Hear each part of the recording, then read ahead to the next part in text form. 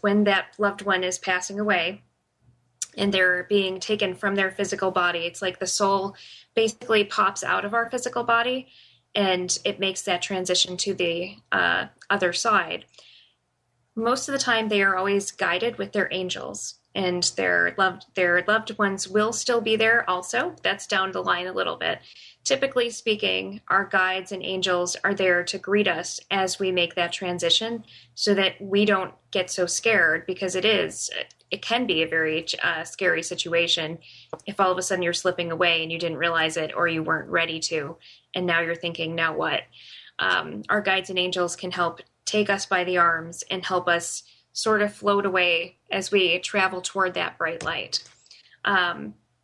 Once that bright light is there, I mean, it's a beautiful light the way that I've been shown. It's not anything too wild and crazy, bright, sunny, where you need to have those sunglasses. It's more around just a beautiful essence about it that makes you want to just continuously be drawn up toward that.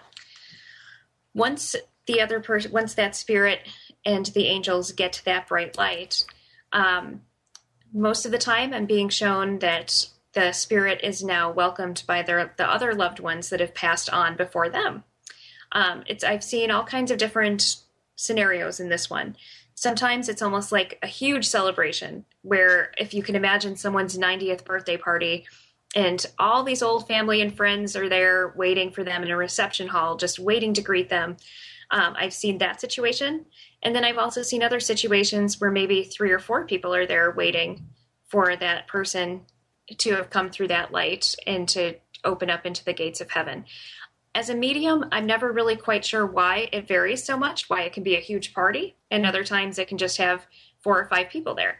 I guess it just really depends on what the situation is, but I really don't have an answer as to that.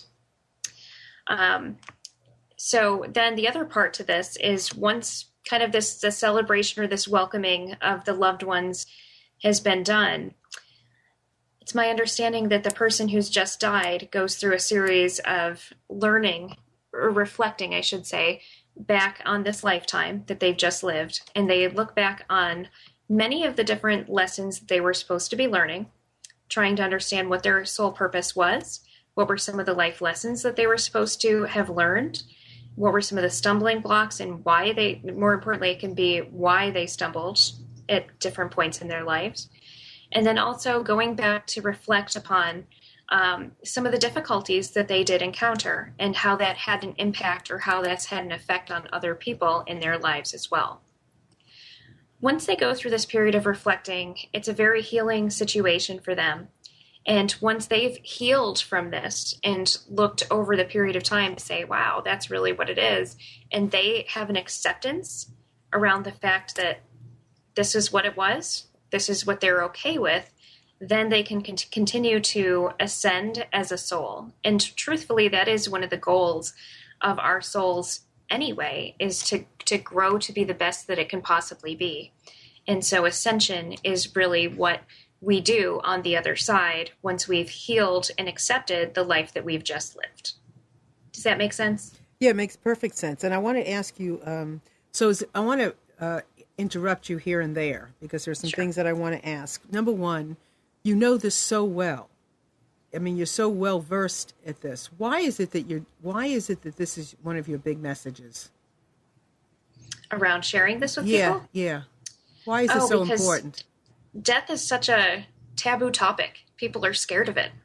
And honestly, the more we know about things, the less we need to be scared of it.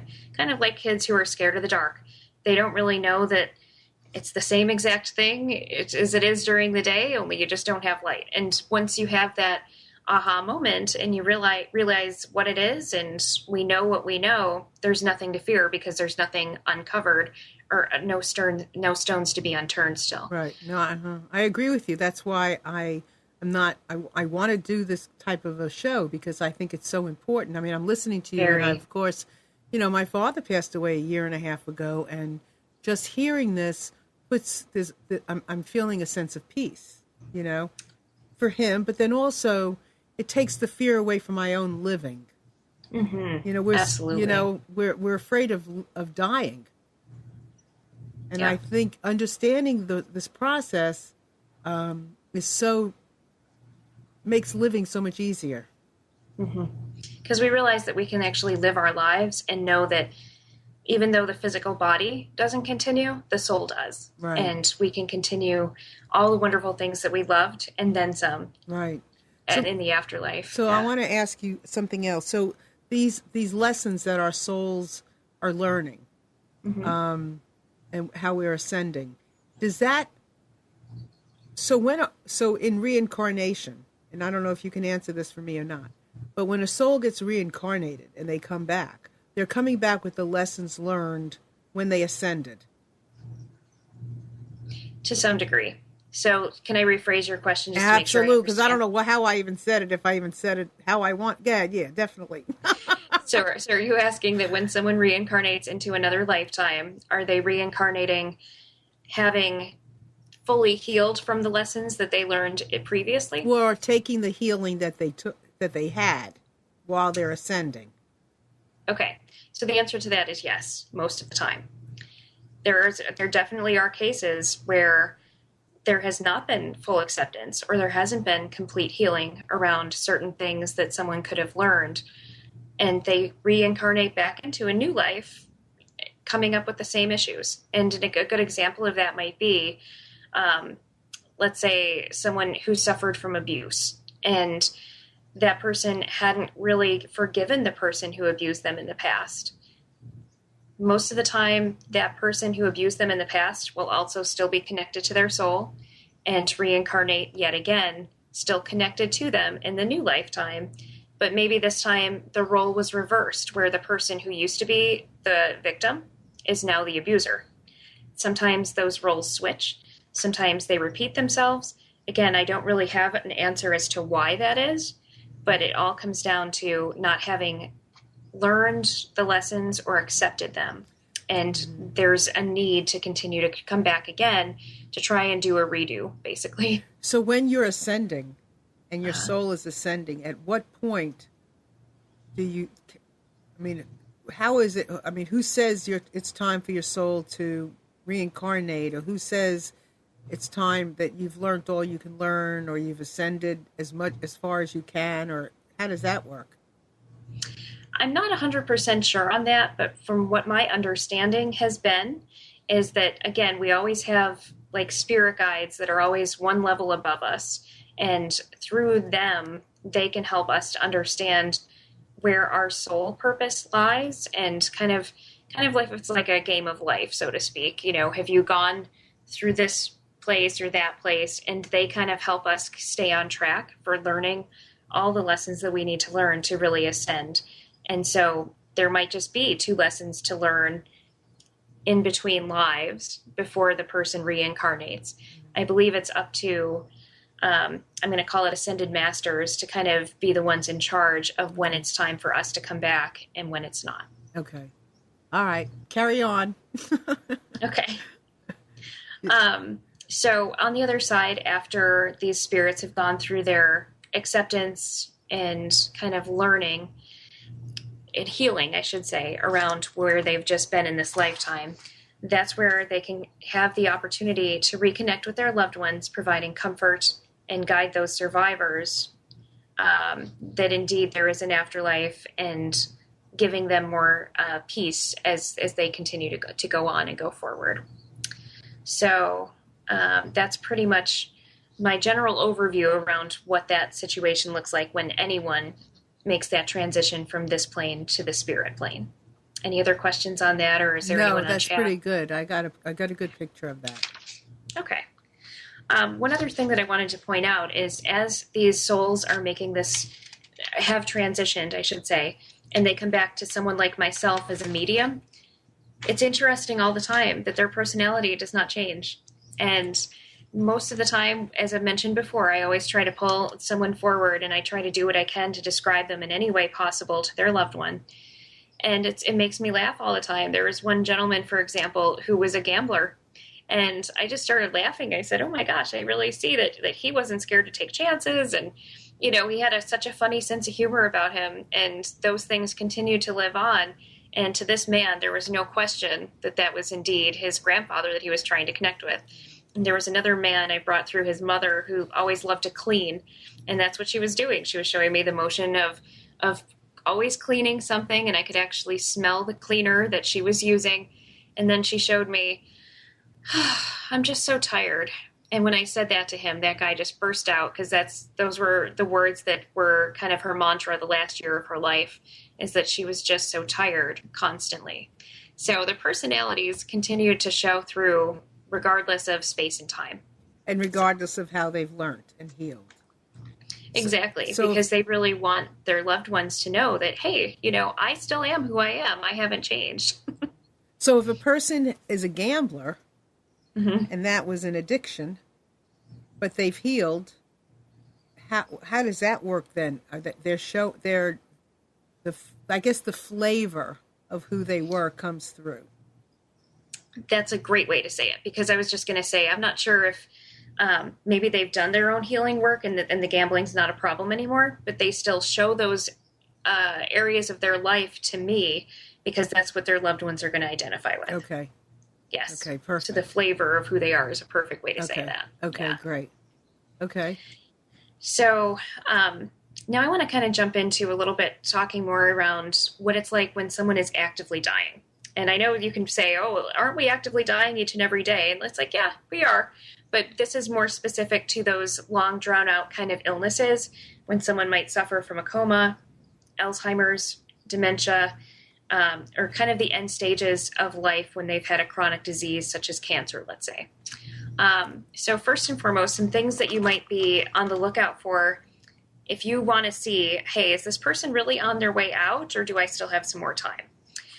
One of the first things you might be noticing is that your loved one's mind is going to start checking out, which means they're kind of off in la-la land, and it's really hard to make sense of what they're saying. They don't really quite comprehend what you're saying to them. They might forget. They might ask you 1,000 different questions all the time. That's a big one to kind of be aware of. Our loved ones can go in and out of physical consciousness. Even though the mind is alert and aware, basically when the mind goes in and out like this, it's because the body is actually trying to prepare for death. So I wrote on here too, it's kind of the feeling like if someone's kind of too tired, and when, if you've ever had those types of nights of sleep where you're really tired, you wake up feeling disoriented, kind of woozy, that's what our loved ones are going to start to experience, especially as they come down, and start to actually prepare for death. Spirits have shown me before that they have gone through a change in their body temperature, where literally they start to get cold because, of course, the blood is not really flowing very much. And so they're going to want to have as many blankets on them as they can to keep them warm. You might also be aware that your loved one might be losing their appetite. They might be rapidly losing weight. They're going to have significant disinterest in things that once used to really make them shine and sparkle. The definition in their bodies can go away. And by that, more specifically, it's like their muscle tone. A lot of people have reported where the facial features will physically change. Either the eyes will be very sunken in, or the cheeks will just start to fade away. The muscle tone in the arms will actually start to fade. Things along this line are going to indicate to you that indeed something's changing on a physical level as the body's on the downside. I've also had it happen, especially when people are on hospice care, for example. It's very common for, over time, our loved ones to start losing interest in food, as I mentioned before. What's really fascinating, though, is you'll find once in a while that loved one's going to all of a sudden just be as alert as anything and say, hey, I want to really have that pizza that I haven't had in so long. Mm-hmm. And they're insistent upon getting that. As loved ones trying to support this person, making the last few days of their lives, last few days, few weeks, whatever, as comfortable as possible, give in to those cravings, because this person is still holding on to those memories or those things that made them most happy. Another one that's always an interesting thing for families to experience is when their loved one kind of starts talking to someone that's not there. And as a coherent person that's going to be with their survivor, they're looking around like, who are they even talking to? And then sometimes that person who's, chronically ill might say, oh, my mother and my father, they're here. Well, it's like, oh, your mother and father have been dead for like 30 years, but they're there in the room. And what's happening is the soul of the person who's dying is their vibration is changing, and they're starting to become more aware kind of that vibration as the spirit would in the spirit world. When we vibrate in the physical plane, we kind of vibrate at a lower vibration. When we let go and we don't have as many cares or worries in the world, our vibration can actually rise because we're not being held down by anything. In the spirit world, the vibration is always very high. They have the ability to come down and meet us in the middle, which is why so frequently people who are ready to transition are going to start to see dead relatives.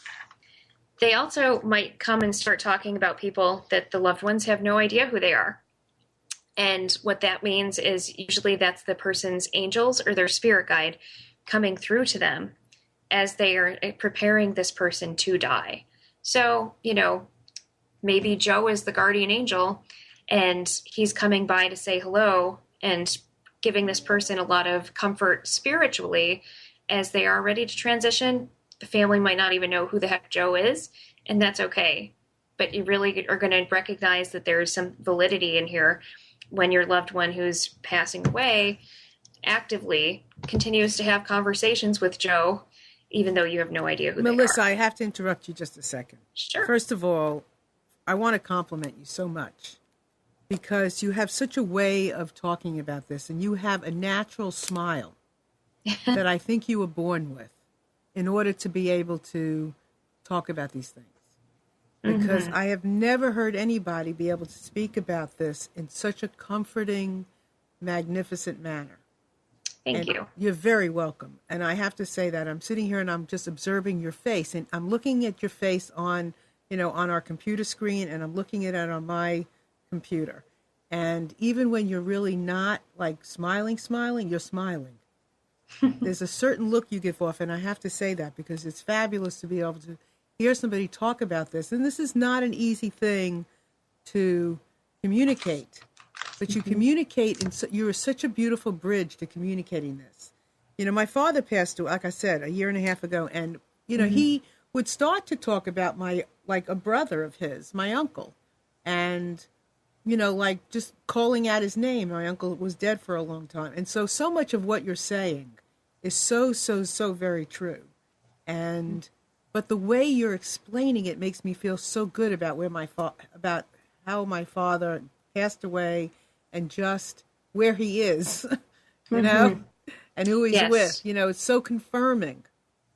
Wonderful. So I want to thank you for I guess the universe knows who to give what gift to, and gave you a phenomenal gift. And thank you for the gift that you've given. Universe, thank you for the gift you've given Melissa, because she's great at telling us all this. Yeah. Well, thank you. You're welcome. So I'm just going to continue on with just a few other signs or symbols that one can look for to know that their loved one is really pulling away from the physical plane. As mentioned earlier, people are going to lose interest in food. But one of the big, huge signs that they're really on their way out is when they're losing interest in drinking water. And kind of like a plant, because we all are living things, just like a plant is. We all need water for survival. When the body is physically rejecting water, or it's going to spit the water back out, or the person is experiencing choking issues, that's going to be one of the big signs to say, okay, we're really playing with some serious stuff here, because the body will literally start to wilt away. And it's kind of like a sponge that just eventually will lose its moisture. It's going to dry up and crumble. That's what's happening on a physical level when someone is really genuinely disinterested in drinking. And this is always a really tricky thing, because so many families struggle with, okay, well, what about a feeding tube? Is that going to help this person?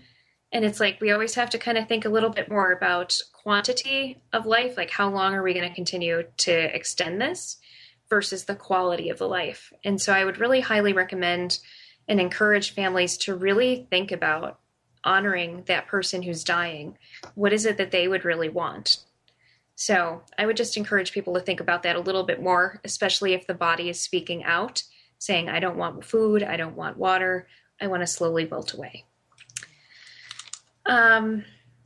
Another common thing is the body, because the body is just an amazing thing. And truthfully, at the end of a person's life, this is the vehicle that they have left. And you'll notice that you've heard probably before where people just hang on and hang on and hang on for that daughter to show up from Arizona that is across the country. And then as soon as she gets there, within a day or so, the person then chooses to die because they actually are hanging on, waiting for that person to show up. That's a very common thing. And one of the best tools that I can give to a family when someone is actively dying is give them permission to go. So often it's an embarrassing situation for a parent to be dying in front of their family. It's a very difficult situation because the parent wants to show their children, hey, I'm strong, I can beat this, I'm good. And truthfully, the body's saying otherwise. So that it's a battle between the mind and the body. And sometimes the person just simply needs to hear, it's okay to go, it's okay to leave, we're okay, we want you to be okay. And it's almost like the person, instead of kind of holding themselves up nice and tight like this, can finally say, okay, they're good if I'm good. And now I'm ready to let go and kind of let myself transition and make that change. Once they have that, as mentioned before, the soul will be able to lift from the body, being escorted by the angels up to the light, where the person can make the transition into the spirit world. Okay. So any questions that anyone has out there around signs or symbols one might look for a loved one who might be actively dying? And the number is 919-518-9773. If you've had an experience with a loved one, it's an incredible experience to be present when somebody is passing. And I would love to hear what your experiences were. I know what mine was. It was extraordinary. A 2-week period of time where I saw my father in ways I had never really even seen him before. It was amazing. So if you've had experiences or a sign that was, different, if you could, give us a call, we'd love to hear from you, or, send us a message on the chat. That works too. And the number, once again, is 919-518-9773. Well, at this moment, until the phone rings or somebody chats, let's just keep on. Okay. Yeah. So that's a transition, like a normal kind of somebody passing. But now you mentioned other types of tragic deaths and.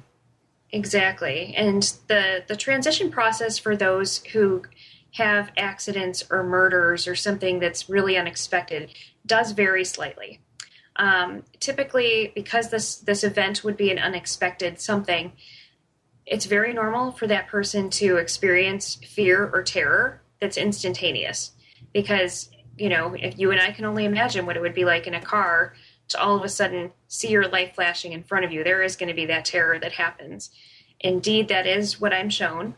The good news is that most of the time, the soul has the ability to pop out of the body before the body actually goes through I'm going to call it kind of the mutilating, struggles, or taking the brunt of the hurt of everything. And I've noticed that people who go through situations like this will pop out of their bodies and actually observe the whole situation around what's just happened. They become an onlooker to the scene. I was reading for a guy who was about 20 years old who was killed tragically in an accident. He didn't really believe that he was gone, and he was standing at his scene for a long time, almost like yelling out for help, because he could see that this horrible accident had just happened, but he didn't realize that he was dead. And so he was waiting and waiting, and then finally when help arrived, he realized what had gone on and the fact that he really was out of his body. And his first instinct from that point was to try and alert loved ones frantically. Oh my gosh, I just had this accident, go help me. And then to kind of compare that a little bit with someone who's been murdered. I had worked with a family once, and their daughter had been brutally murdered. She'd been stabbed about 14 times. The good news was that the daughter had shown me after the first 2 or 3 stabs, she was out of her body. And she did not feel the pain anymore, even though the body was physically taking the brunt of it all. She was standing in the bedroom door, observing her boyfriend do this to her body. And she was in serious disbelief. But her body was not in pain. She was not experiencing any of the pain. She was just observing as an onlooker. So your consciousness is attached to your soul. Yes. So when the soul leaves your body, or as it leaves, so does your consciousness. Yes. So consciousness is your soul. Yes, they're basically the same thing. Mm-hmm. So what happens when it's a baby? And the baby tragically dies? Is dying. I mean, the baby doesn't, I guess. I don't know. I really haven't worked with too many souls that are babies, to be honest with you, to really be able to intelligently speak about that.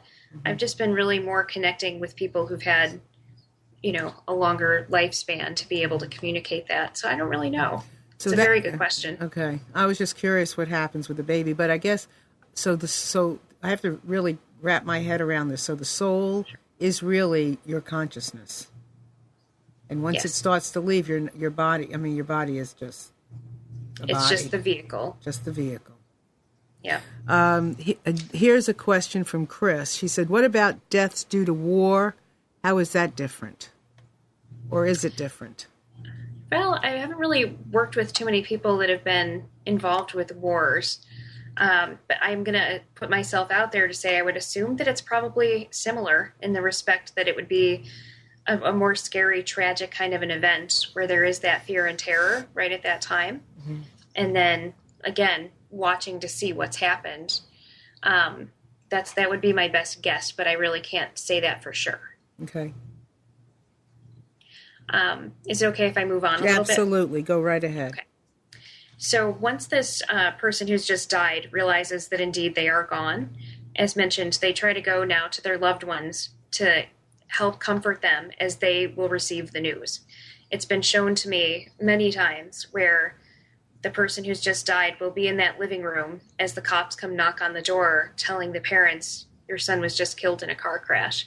And he is there, and he's in, and this spirit, for example, the 20-year-old guy, he was there, and he showed me to tell his parents exactly how it happened after those cops knocked on the door and what the mom's reaction was, and all these other things that happened that the mom absolutely knew. There was no way that I would know these things unless her son really was there to share that with her. So they are always with us when each of us hear the news, and it's a really heart-wrenching thing as a medium to see that, because I feel what the survivor feels when they hear that news. I feel what the passed on loved one experiences watching the pain inflicted on their family as a result. It's a very, very touching scene and situation to be connected to on my own end. But basically, once that happens, depending on the situation, like with the boy who had been in a car crash, from that point, after he realized all of his loved ones were aware, he was then able to know that everyone knew, and he could transition feeling more of an acceptance now that there was no unfinished business.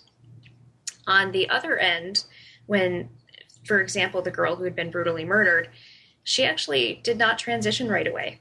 And as a soul, we have the option to resist going to that white light, and just basically hang around, or we can go right to that white light. She specifically was resistant to it because she still had things that needed to get taken care of.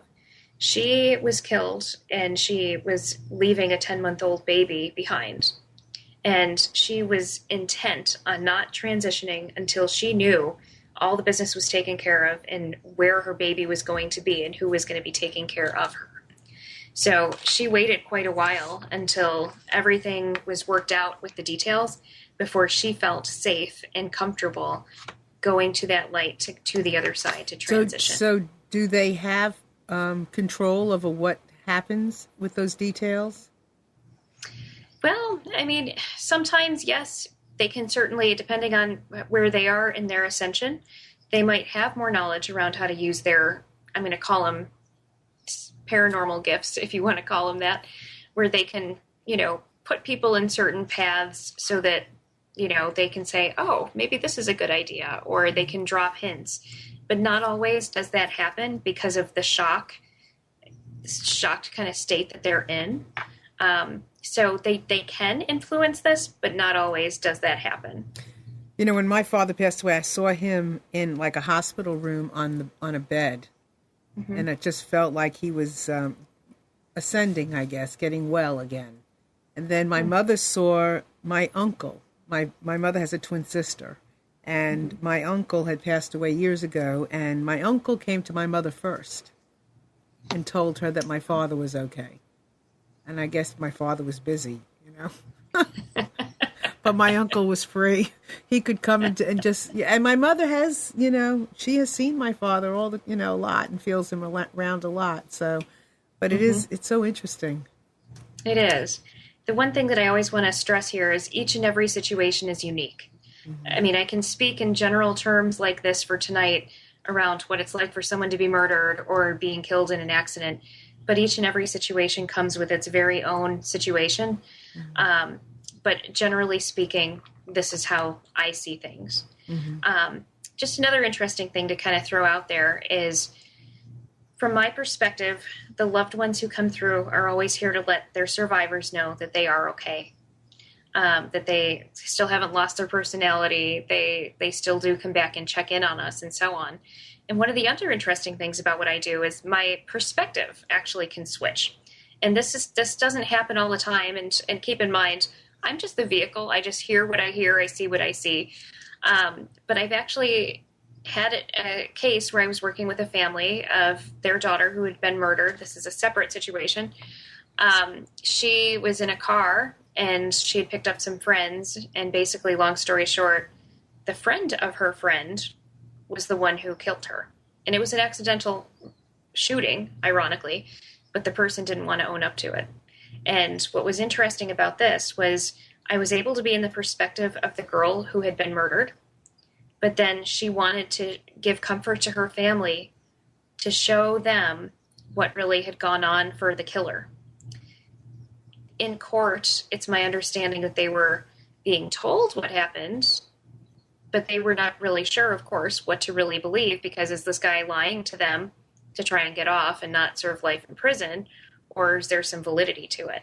And when I was connecting to the spirit of the girl who had been murdered, she brought me into the perspective of the killer, which was kind of freaky for me. But at the same time, I could really see through his eyes what he was seeing, what he was feeling. I could tell that he was under substance use at that time and what he was experiencing and why this whole mistake happened and what was going on for him afterwards. So that actually was able to provide a lot of comfort to the family regarding the trial that they were in the midst of going through, to best understand some more facts around the situation and to know that this was not someone that was out for their daughter. So very, very interesting. Every day's a different day for me. Yeah, I bet it is. Yes. And then a couple other little things I just want to mention before I jump into the signs or symbols that we can watch for to know that our loved ones are still with us. I want everyone to always be aware that they have a direct line to heaven. And our loved ones are connected to us, whether they're here in the physical plane or on the spirit plane. And they will be able to hear our thoughts, feelings, concerns, anything at all. And when we want that person to hear what we have to say, it's almost the equivalent of picking up your phone and speaking right to them. And Melissa, I love the way you said that. We have a question on the so what happened to let's see, has your perspective ever been used to help in the court? So what happened with the guy in that case that you were talking about?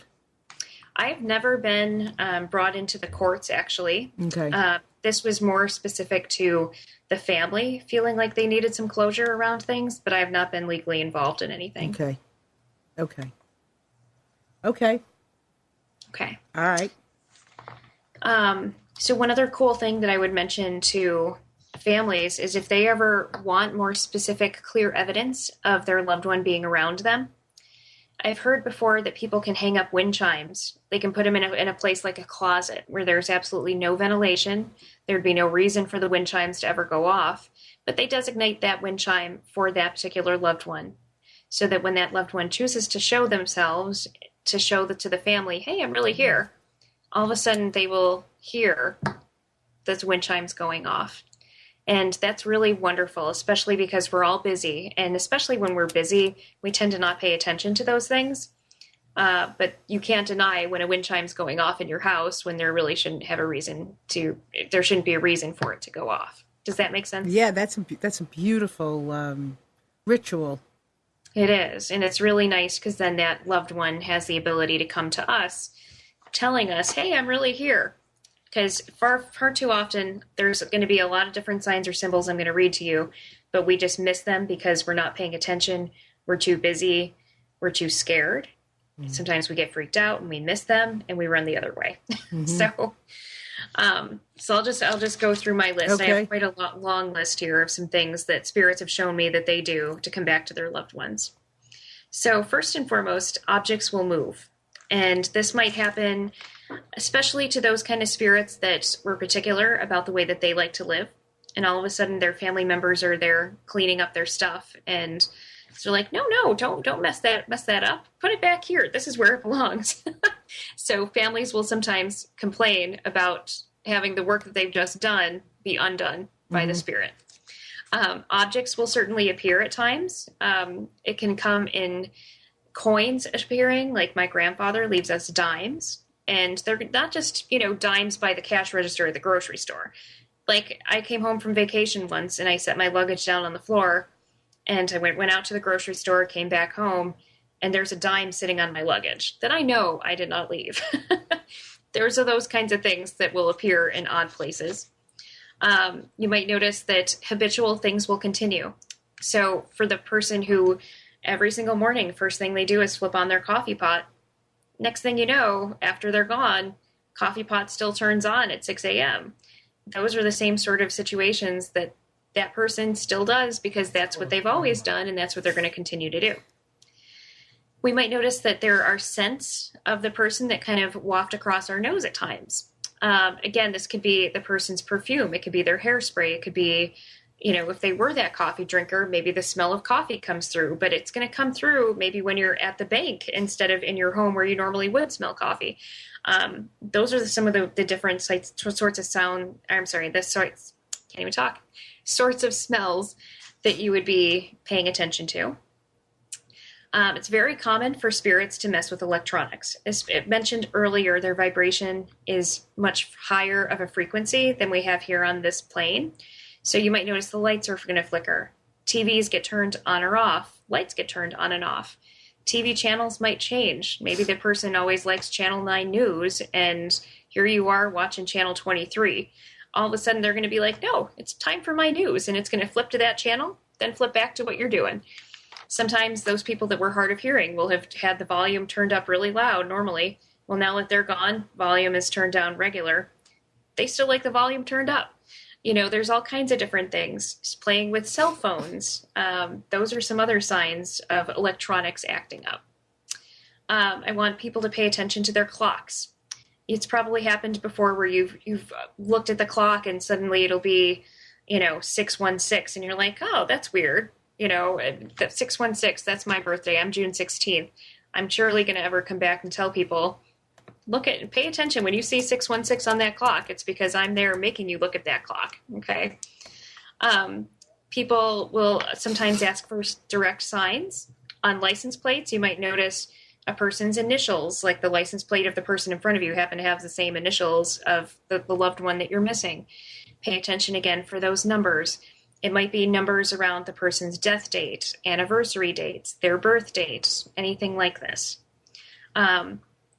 Always pay attention to animals. Animals have this extra sixth sense as well. Oftentimes I see animals who are normally calm, cool, and collected. All of a sudden, the dogs are barking off in the corner, staring at nothing. That's really because they're seeing that loved one and they're getting that reaction. Or you might have the quiet cat who sits there and with her eyes will follow something that's going through the room and you don't see it, but surely the cat does. Nighttime visits, oftentimes between 2 a.m. and 4 a.m., that's when the veil is the thinnest. One might experience vivid dreams. They might feel like someone's looking at them. They might feel someone actually sit on the edge of the bed. Melissa, we have a phone call. Hold on just a second. Hey. Hey. Hello, Mayor. How are you? Good. Hey, Carrie. Great show. I'm sorry I tuned in late. I had a lot of readings and stuff going on today. Hi to everybody there. I had tuned in and I noticed that it had on it a Choose a Second Meeting, which interests me because that's what I am, but also a teacher. And I've heard some of the show. I will go back home and listen to it all like I always do. But the question I had, because I kind of missed it, was does she have the ability to see them? I mean, can she physically see them, or does she hear? Like, how does she have? Talk to her. Now, what is that she? She's hearing you. I hear you. I do physically see things. I hear things, and I feel things. I can smell things. Sometimes I taste things. So you also see them as yourself. I mean, because some people that I speak to that have abilities that I do readings with are really like coming out of the woodwork for me. It's so interesting. I'm finding out so many things in my journey. Do you find that when you have readings with your clients that you learn something new from them also? Always, every single time. Yes, it's wonderful, wonderful. Actually, you're there. You're in a house, and you're with a wonderful, wonderful host and everything. So, well, I thank you and bless you for being in our life, in our world, and doing what you do, and that you had the opportunity in order to meet great people over there at the show. And I want to thank you for everything you do for us. And I will definitely watch the full show. I'm sorry, I called in so late. That's okay. Thank you for being here. Yeah, always. Thank you. Number one fan. All right, honey. All right. Bye. All right. Have a great night, everyone. Thanks again, Matt, for a great show. Bye. Right. Thank you. Bye. I know that we just have a couple minutes left. Yeah. So I'm just going to finish up going down my list here, not to go too fast here. But other things people might be aware of is the feeling that they're not alone, even though they are in a room completely by themselves. You might feel like you're stared at, or you might feel like someone's up from behind you, kind of like when you're at the grocery store and someone's behind you in line. You can feel them, but you didn't turn around to look at them. That's going to probably be your loved one. Pay attention to if your hair stands up. Specifically for me, it shows up on my arm, where all of a sudden it's almost like a big staticky balloon will show up and my arm hair sticks straight up. It's because I'm feeling the presence of someone else close to me. Sometimes people hear their names being called in the person's voice, and most of the time it happens only once, to the point where you say, what? Did someone just really call me? Or was that really their name or their voice that just called me? Then yes, the reason is, yes, it's them. Sometimes people have their favorite spots, and you might notice if you're looking at their favorite spot, you might actually notice that there's an indentation as if they were sitting there still, even though no one's really sitting there. That would be your loved one. You might notice orbs in photos, and orbs, for those people who are not familiar with that, are kind of like energy balls of light. They will be showing up in photographs, particularly when there's events that the loved one would have liked to have attended. You might notice that. Children often see spiritual activity. So if a child comes up to you and says, oh, Grandpa, he's right over there, but I thought he was in heaven. You might just have that conversation with them to, validate that indeed they do see Grandpa over there. People should be paying attention for any movement out of the side of their eyes, because it might show up as shadows, it might show up as orbs, it might show up as someone just literally walking by, but then they look up and there's really no one there. That is definitely spiritual activity. They might pay attention to loud sounds in the background that are unexplainable, almost like if something fell in a closet, but there is really nothing that fell out of the closet. Music and lyrics, that's a huge one. Once in a while, we might be in a car and a song will come on that was that person's favorite song, or it was a personal joke between each other. That's going to be a big, huge indicator. If you were especially just thinking about them, that song pops up. Pay attention to lyrics that might pop up in your head, or when you hear those lyrics differently than you've ever heard them before. That's going to be our loved one speaking to us. Big common misinterpretation is when thoughts come into our head that really aren't our own, and we sit there and dismiss it of like, gee, why would I just have thought that? that's actually going to be our loved ones putting those thoughts in our head, even though it comes through as our own voice. It's actually them giving information to us.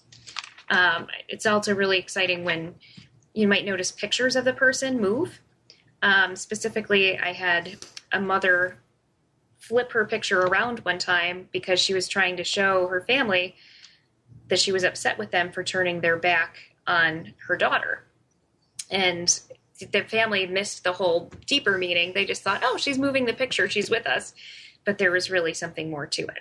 So my big message in all of this is pay attention, because all these signs and symbols are around us all the time. It's just a matter of recognizing them and looking deeper into them, because our loved ones really are there. Melissa, I've got a question. Sure. So how do you get them to stop messing with you? And Ask. B, I mean, come on, they just left the life and now they don't have a life anymore. They're hanging around here. What in the world? Well, like I say, in all seriousness, you can ask them to stop, because spirits want... No, obviously, I'm kidding. I mean, obviously, you want them. It's nice to have them around, but my real question is, why are they hanging here? I mean, are they supposed to pass on and go to a different realm, or why are they? I mean, then why did you leave? Why were you so? Oh, I can let go, and you're still hanging around here. Is there not something else for them somewhere else? Well, let me get back to the first question that you asked. Sometimes they actually do become bothersome. And so if that's the case, you can ask them to stop, or especially if they're coming to you when you're trying to sleep at night and that gets to be bothersome, ask them to come at a different time. And also, if you don't feel like you have any signs, ask them to come to you. But anyway, to get to your other point here, why are they still around? Sometimes they just want to give us comfort, to let us know that indeed they're okay. And they keep doing these things again and again to prove, so that we know that they are there, but they feel like they need to keep doing this so that we have some comfort in this. Sometimes our spirits the spirit who's just died has unfinished business, and they're trying to put that document in front of your face, or do something that's going to make you go to the corner drawer. You know, suddenly they might open it up and make you go look in it, even though you didn't have an intention to do so. Mm-hmm. It might be in something like that, where they want you to do more because they have the unfinished business and they are trying to help us. And I would also, I also think, and I'm not sure, you can expand on this if it's even possible, but spirits are all about love, or these spirits are all about love. So they're living in a loving manner, or they're existing in a loving manner. And yes. I think that they're just being loving when they're hanging out with us. And all they are is just loving. They're just trying to give us comfort, because they know during the deepest, darkest of times, as we're mourning their death, there's so much sorrow. They're trying to bring some happiness to us. You're exactly right. So, you know, I know that I can sometimes, that there's something that passes by me, you know, and I'll turn my head and there's nothing there, but I feel like there was something, a shadow or something. Mm-hmm. When my father passed away, there were so many times on my cell phone, out of the blue, I don't know, iPhones, you know, you'd have to go to your camera roll to see your pictures, not in your email necessarily, just being there. And all of a sudden, my father's picture would show up. Mm-hmm. So, I mean, I know that he was there, and I certainly don't want him to disappear. But I have a question. So, getting back to reincarnation, and I know we're out of time, but I just, when souls have been reincarnated, so let's say my father has been reincarnated before. Who is he visiting? Is he visiting me and everybody else? Or is he, or the latest family he had? How does that work? So are you saying when he chooses to re-enter into a new life? Yeah, like let's say his new life was with us. Situation. Yeah. And he's not back yet because he just died. But what about the other lifetimes he has? Does he visit all of them? Well, most of the time when we talk about someone's past lives, they were years and years ago, and not necessarily are they going to need to be able to still be connected to those people, but because it could be hundreds of years ago. And you got to keep in mind that souls, there's this idea around soul families where all those souls generally are still going to be connected no matter which time they are in. I got that. Okay, I understand it. Yeah, okay, that makes perfect sense. Melissa, we are so out of time, but it has been such a delight to have you here. You've made a topic that could be gruesome, just and so like entertaining. You know, I mean, it's been terrific. So tell our informative, entertaining. Tell our listeners, viewers, how they can find you. Well, I'm searchable on my website, which is www.mysticalawakenings.com. And Mystical Awakenings has an S on the end, so it's a plural. Mysticalawakenings.com is easy, or I'm also searchable. You can just do a Google search for my name, Melissa Peel. It's right there on your screen. And my information would be able to pop up. I'm in the Raleigh, North Carolina area, but I also work remotely on the phone and on Skype because I'm able to work with people's energies. And as long as the energy on the other end is open, energy is transferable, and I can do my job anywhere. Chris says, thanks, Melissa. It was a real pleasure learning from you tonight. Well, you're welcome. My pleasure to share this knowledge with you. Thank you so much. And I want to thank everybody out there for being with us this evening.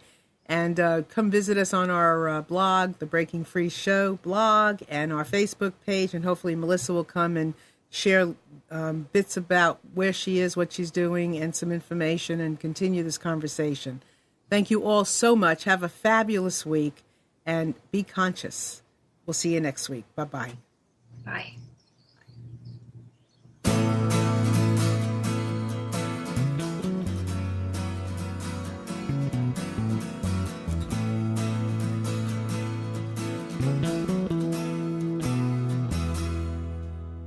You are tuned to the Nissan Communications Network.